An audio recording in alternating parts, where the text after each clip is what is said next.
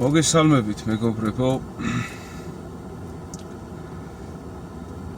მცირე ჩემი სათქმელი მინდა ვთქვა ამ პროტესტებთან დაკავშირებით, რაც თბილისში ხდება. ეგრეთ წოდებული მხარდამჭერი პროტესტები ირანის მოქალაქეების მიმართ. მე ესე მგონია, რომ ეს ყველაფერი გაკეთებული არის იქიდან გამომდინარე, რომ აქ რაღაცა ეს არაბიზაციის თემა დაიფაროს ამდენი მიგრანტის ჩამოდინება და ხალხის აზროვნება გადაერთოს სხვა პრობლემაზე, რაც ეგრეთ წოდებული ირანში არეული მკვლელობები და სისხლისღვრა არის გაჩაღებული. ჩვენ კარგად გვახსოვს კოვიდი, როდესაც კოვიდი ბოლო ფაზაში იყო და ჯერ კიდე საუბრები იყო იმასთან დაკავშირებით, თუ რამდენად საეჭვო ვითარებები არის აცრებთან დაკავშირებით და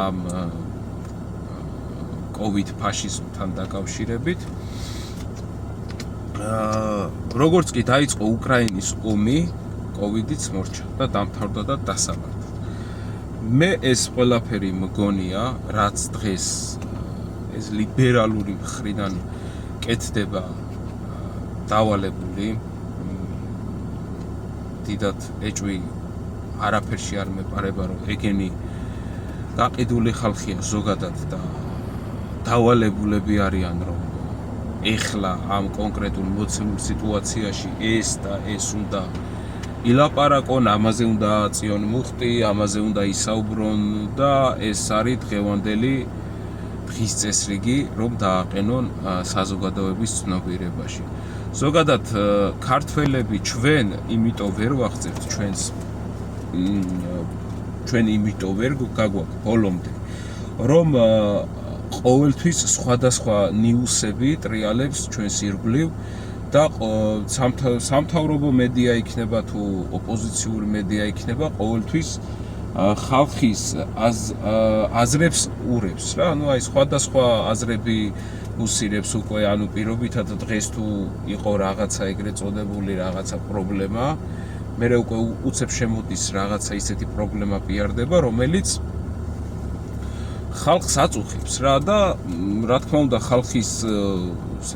ხალხზე სენსიტიურად მოქმედებს და ის წინანდელი პრობლემა, რომელიც მოუგვარებელი იყო, ავიწყდებათ და ერთვებიან იმ ახალ პრობლემაზე. ის ახალი პრობლემა სადამდეც გასტანს იმაში, რა ქვია, PR-ში ხო გასტანს და იქნება და ეს ხალხი გამოიკვებება ამ ყველაფრით და ეს ძველი პრობლემა, რა თქმა უნდა, მივიწყებული იქნება და იმ ძველ პრობლემას, რასაც ხალხი ეწინააღმდეგებოდა, რავი, ისე გააკეთებენ და შეასრულებენ, როგორც დაგიბარებიათ, იმიტომ რომ ხალხის ინტერესები უკვე ჩამკვდარი არის იმ ძველ პრობლემაზე. აი ფემინისტებს და ლიბერალებს და ამ ხალხს მოგიწოდებთ, ბიჭო, თქვენ თუ ესე ძალიან შეგტკივათ გული ადამიანების მკვლელობაზე, ვიღაცების ჩახოცვაზე და ასე შემდეგ. ღაზაში რომ ისრაელმა გენოციდი მოაწყო. ბევრი აქედან ჩემს კომენტარებში ისრაელიდან მიყურებს ემიგრანტი ქართველები და უსმენენ.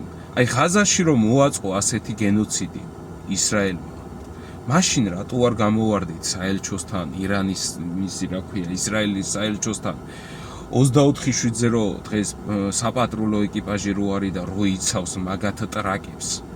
დღეს რატო არ გამოვარდით მაშინ და რატო არ თქვით, რომ ეს გენოციდია და ასე და ისე უნდა მოვაწყოთ. მაშინ იყვნენ სხვათა შორის არაბებიც გამოსულები და დააორგანიზეს აქცია. რატო არ შეუერთდით? ქვეკეთილ ძაღლებო მაშინ. იმიტომ რომ არ გაწყობთ. იმიტომ რომ თქვენ გაწყობთ ის, რომ ლიჟბი სადღაც ამერიკული და ეს რაღაცა ისრაელის სპეცსამსახურები იყვნენ ჩატენილი ამ ყველაფერში. და რავი, გიხარიათ აი ეს ფერადი რევოლუციური გადატრიალებები როცა ხდებათ, რავი, ეს თქვენ ყვებავთ, მე ესე მგონია თქვენ მაგით იკვებებით, კაროჩე. რატო არ გამოხვედით, მე შენ გეუბნები მაშინ, როცა ეს ყველაფერი იყო, როცა ეს პროტესტი იყო, როცა ხალხი იხოცებოდა ღაზაში, ამდენი ბავშვი დაიხოცა. გაახოცეთ, თლიანი ღაზა გაწყვიტეს. მიუხედავად იმისა, რომ ეს არაბული მოდგმა მე მეჯავრება, ყოველთვის მეჯავრებოდა, მეჯავრება მოდგმა იქიდან გამომდინარე, რომ ჩემი მტერია.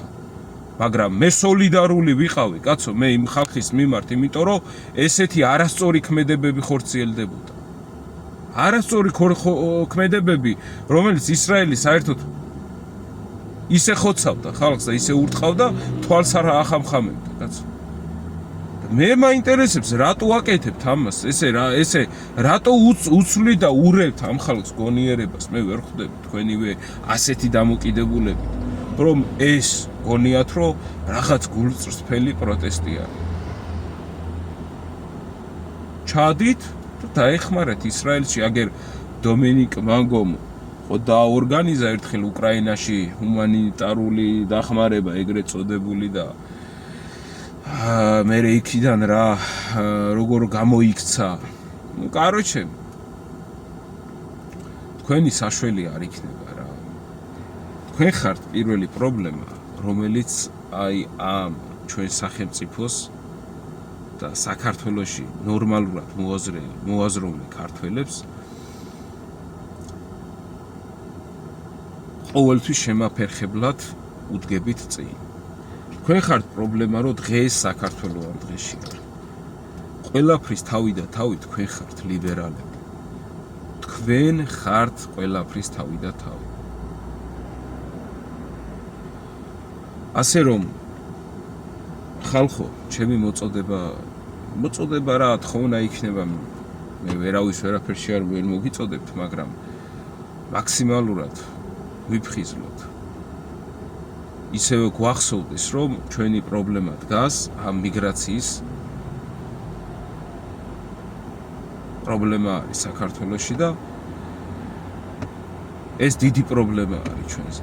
გვახსოვდეს და არ დავივიწყოთ, იმიტომ რომ ვიღაცა აკაცუკების მართლა აყოლილ რაღაცა PR კამპანიას ნუ აყვებით და ნუ გადავიტანთ და სხვათა შორის ნურცის ხალხი ნუ გადავიტანთ თემას, ვინც რავი მასიურად საუბრობდა და საუბრობს, რომ ეს პრობლემა არის მიგრაციაზე. მიგრაცია და საქართველოში რამდენად ამღუყველია. იგლჰილსი არ დაგვავიწყდეს და არ დაგვავიწყდეს, რომ კრწანისის მიწაზე უკვე ტრაქტორები მუშაობენ და იქ რაღაცების კეთებას იწყებენ. ეს ყველაფერი არ დაგვავიწყდეს. ეს ამ ყველაფერს იწვევს კიდევ და კიდევ ეს ლიბერალური პროდასავლური ხალხი, რომლებიც საერთოდ დახტია ჭინკებივით, ხანის უნდათ, ხანის და ხანის.